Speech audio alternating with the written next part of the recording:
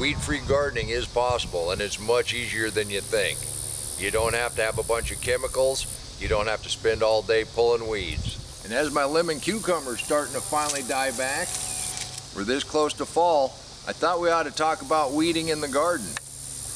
You know, weeds always come back. The ground is a seed bank. If you till it up, you're going to bring seeds up. If you leave it bare, the seeds are going to germinate.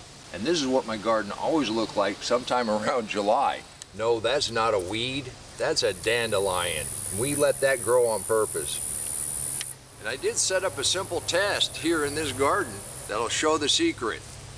And that secret is, and you know today is Saturday, and you know what that means. We go to you and we celebrate what's going on in your garden. Today we've got 4 viewers that sent in pictures about their weed-free garden and the success they've had using this method. The secret to weed-free gardening is actually revealed in the submissions that some of our viewers sent in.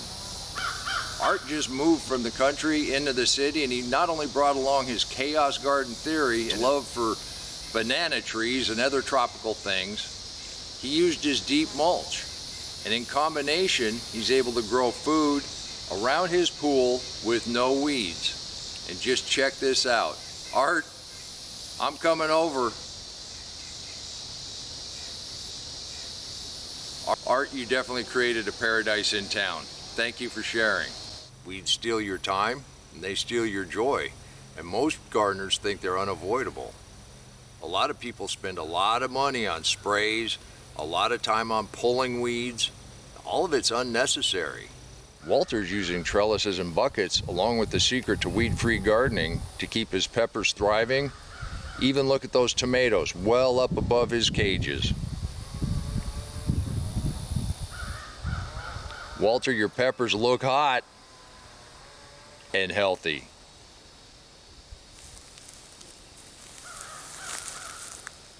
Mike and Linda enjoy their weed-free garden, employing raised beds and trellises. Now the hardest work they have to do is harvest, and just look at what they get to harvest.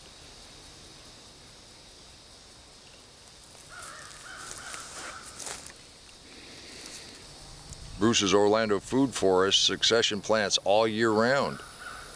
They use the secret to their weed-free garden to keep their food forest producing tropical fruits and vegetables.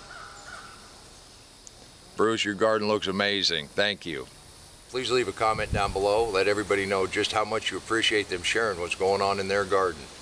After all, this is where we get ideas. This is where we get inspiration.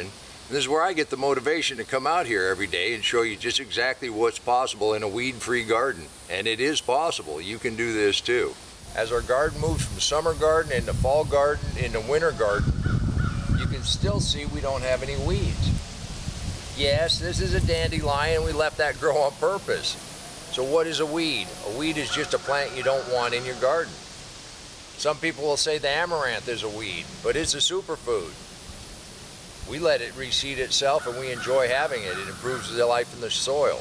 And that's why I ran this little experiment, to show the difference between an easy way to garden without weeds and what happens when you don't use this method. When your spot eliminates all of the stripes, it's just about ready. This tendril's dried up. You know what? I'm gonna harvest this watermelon. And then we're gonna go look at this experiment. So here's the secret to weed-free gardening. It's a layer of mixed mulch. Over here in our perennial garden, we just let this go wild last year to let the asparagus establish. And it got quite weedy. We came through and we cleared it out. We put a heavy layer of mulch down and it's kept the weeds at bay. But right next to it, where I harvested the potatoes earlier this year, I'm excited to get some more purple potatoes. Do you know what purple mashed potatoes taste like? Mashed potatoes. If you can't have fun in the garden, it's all work. Like I said the other day, I was saving this bale for the potatoes.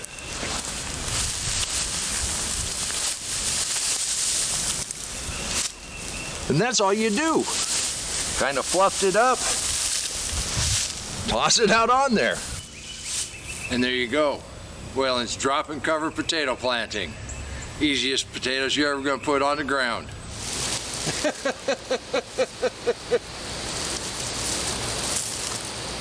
Gotta love purple potatoes. We didn't do anything to it. That was part of the test.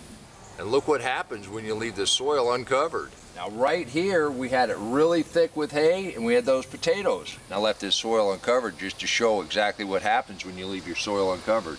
And this is what my garden always used to look like. I'd be out here weeding, that's when I made that change. Reached down in there and grabbed hold of that snake. And he flew off over there and I landed on my zucchini. That's when I had to make a change. And if you see behind me, there's no weeds down there. You know, I went ahead and ran that test because there's so much AI slop out there. And I could be out here pulling every little weed that pops up to make it look like it's a weed-free garden. I just don't have the time to do that. And this is a real garden. My turmeric really did bloom. And this okra we planted late really is putting on okra. And that vine really is dead. And a critter really did eat a melon. This is what happens in a garden. You could do this too and still produce more food than you can eat. Yes, we're talking about letting these reseed. Some of those seeds won't germinate because of the deep mulch. But every time you open up a space to plant your own seeds or your own starts, any of the seeds that are left will germinate. And by allowing the plants you want to be in your garden to reseed, those are going to be what comes up around the plants you plant. Right here's a perfect example. We opened this up and we planted carrots and beets. Those grasshoppers ate most of the carrots, but the amaranth came up. Then you virtually have a weed-free garden. Look at this. And then you're not spotting weeds, you're spotting okra that you should have picked off 2 days ago. Because that one's getting a little out of hand. You don't want to let your okra get too big, then they start getting tough and then they get a bad rap. But when you take it this size, it's perfect for a snack. I wouldn't tell another adult how to garden. I just thought folks might be interested. And this is so easy. You can eliminate all your weeds just by putting mulch down. 4 inches is a minimum. I put it down well over a foot when we start. It breaks down very quickly and you got to keep adding it. But leaves are free, grass clippings are free. You can get chip drop, or your community has chip drop areas. You can get wood chips virtually for free. Don't buy the wood chips with the dye in it, then you're going to hurt everything. You can stop buying herbicides, you can stop buying fertilizer. Both. You're just going to feed the life in the soil and you're going to prevent that seed bank from germinating. That keeps those weeds down. It also moderates the temperature of your soil and it helps retain water. So it's a win-win-win-win-win all the way around. Then the hardest thing you do is harvest. It's almost fall and I don't even have enough room left in my garden right now to plant the things I want to plant. And when you got grasshoppers helping themselves to your garden, you can physically remove them. But right now, I think I'm going to go ahead and start picking some tomatoes. Now I invite you to become a member of this group. There's no obligation and it doesn't cost anything. You just send in a photo now and again and let us celebrate what's going on in your garden. There really is no secret. You just put a nice layer of mixed deep mulch on your garden and you're virtually weed free. No chemicals, no work, well, except harvest. You really can do this too. I think I'm going to go have me a couple tomatoes and crack that watermelon open and see what we got there. And until next time, remember, take care of yourself, take care of your family, and God bless you.